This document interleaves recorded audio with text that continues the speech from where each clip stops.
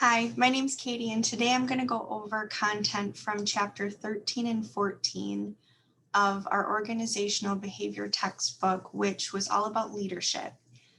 So it delved into power and negotiation, as well as leadership styles and behaviors. So the textbook defines leadership as the use of power and influence to direct the activities of followers towards goal achievements. A big part of actually having leadership is power, which is the ability to influence the behaviors of others and resist unwanted influence in return. So being able to get others to do what it is that you want them to do. There are 5 types of power, and they're broken down into 2 categories. Organizational power has 3 types of power underneath it. Legitimate power derives from a position of authority inside the organization. This is formal authority. So this is someone who is high up within the company. Reward power, a person who has control over someone getting something that they want. So it is driven by whether they can provide them with a reward or not. And then coercive power. This is someone who is able to get another person to do what they want based on being able to inflict some type of punishment on them. The next type of power is personal power. The first being expert power. This is a person's knowledge on a particular subject. So this person has much expertise and skill in their particular field that gives others their respect, and thus they have power. Referent power is more similar to admiration and respect for a person. So they have power over you because you like them, you respect them, you admire them. Maybe if you were considering a situation, you would think about how they would handle it and maybe follow that as your model. Next, we go over influence, which is the use of actual behavior that causes behavior or attitudinal changes in others. So our book breaks down influence into 3 categories: most effective, moderately effective, and least effective. So we'll start with the most effective. The first being rational persuasion, which is the use of the logical argument. What you are trying to influence the other person to do makes sense. Inspirational appeal.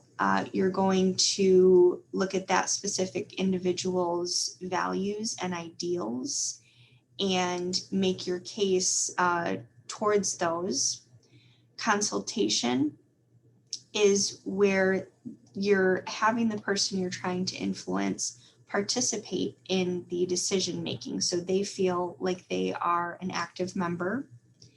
And collaboration is where you or the requester who is trying to influence another person, you're going to let them know that you will make it as easy as possible for them to complete whatever task you're trying to influence them to. Moderately effective types of influence, there are 3 of them. Ingratiation is the use of favors, compliments, or friendliness. You're buttering them up a little bit to try to influence them to get them to do what you are wanting them to. Personal appeals, you're requesting something based on friendship. So you're using your personal relationship with them to influence their decision to agree to do what it is that you're asking. And then apprising, which is explaining how it will benefit them to do what it is that you're requesting. And lastly, there are 3 types of influence that are considered least effective. And the first is going to be you're just pressuring them. You are going right to threats or demands to try to influence them. Coalition, you're enlisting the help of others. So you're going to go ahead and peer pressure them to get them to go along with what it is that you're trying to get them to do. And finally, exchange tactic, which is offering them a reward. So if they will agree to do what you're trying to influence them to do, you'll give them something in return. Conflict resolution is another important topic that our textbook goes over. There are 5 methods of conflict resolution. The first being competing. And this is where one or both really of the people that are having a conflict, they just want it their way. And they're not really concerned with whether the person they're conflicting with gets what they want or not.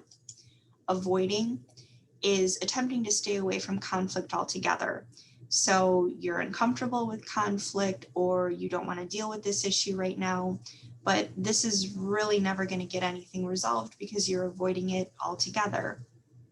Accommodating is just giving the other person what they want. So you're backing down and you're not getting what you need in this resolution.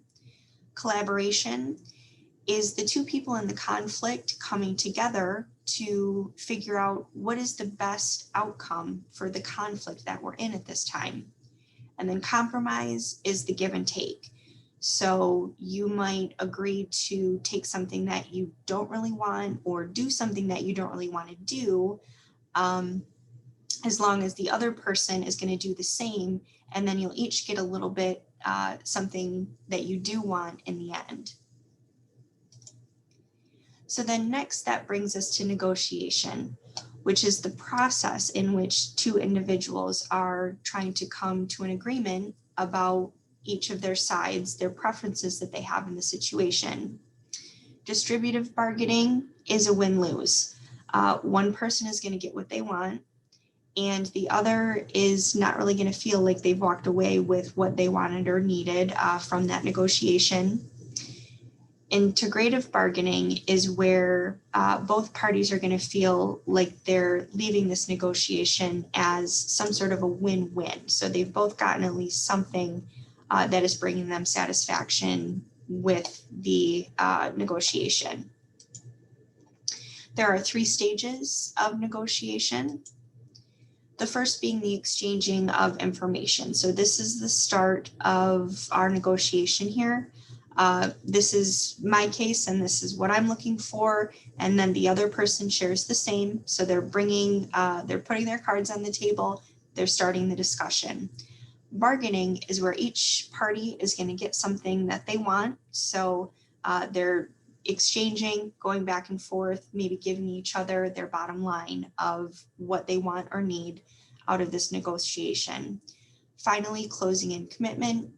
An agreement has been formalized and they have come to a solution on the negotiation. Leadership styles is another big topic that our textbook reviewed. There are 4 main types of leadership styles. The first being autocratic. This is the most extreme in the sense that the leader has the most control over the decision-making process. They're not taking input from employees. There is a decision to be made and the leader is the one that's making it. Consultative is where the leader is going to present the problem to their employees, ask for some input, but the decision is ultimately theirs. Facilitative is where the leader is looking for a consensus. They're going to present the decision to be made to their employees and consider their opinion on the same level as their employees' opinions. And finally, delegative. Employees are given the freedom to make their own decision on the task at hand within boundaries or parameters that have been previously or are currently being set by the leader. The time-driven model of leadership is where the leader themselves does not commit to using just one single type of leadership style in every situation that they encounter, but they take into the consideration that the 4 styles of leadership should be used at various times based on the situation at hand. So some determining factors of which leadership style to use for a current situation may be the significance of the decision to the organization and the expertise of the employees that are involved. Day-to-day leadership is broken into two separate areas. The first being initiating structure, and this is how the leader defines employee roles. There are three components of initiating structure. Initiation is originating new ideas and practices. This is where the leader is basically setting the framework for the group.